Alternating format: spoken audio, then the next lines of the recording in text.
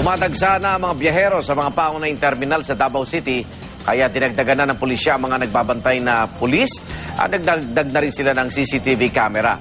May live report si Marlon Palmahil ng GMA Davao. Marlon, good morning! Good morning, Igan. Inaasahan ngayong Miyerkules Santo, dadagsa ang mga pasahero dito sa Davao City Overland Transport Terminal papunta ng kani-kanilang mga probinsya mula rito sa Davao City.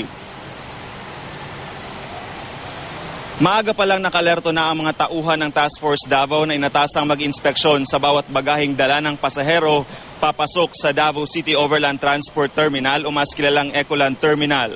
Dahil peak season na ngayong araw, nagdadagdag ng tauhan ang Task Force Davao at maging ang mga pulis upang tumulong sa pagbabantay ng seguridad sa terminal. Sa ngayon, may 12 personnel ng Task Force Davao at dagdag na 2 police personnel ang nakatalaga sa terminal.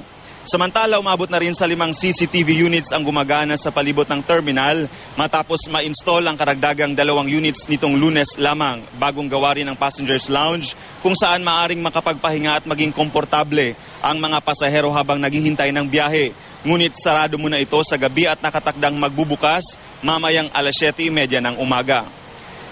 Igan, samantala ngayong araw hanggang Huwebes Santo ay mananatiling regular ang schedule dito sa Davao City Overland Transport Terminal, habang sa Biyernes Santo naman ay inaasahang dadalang na ang biyahe ng bus. Yan muna ang latest mula rito sa Davao City.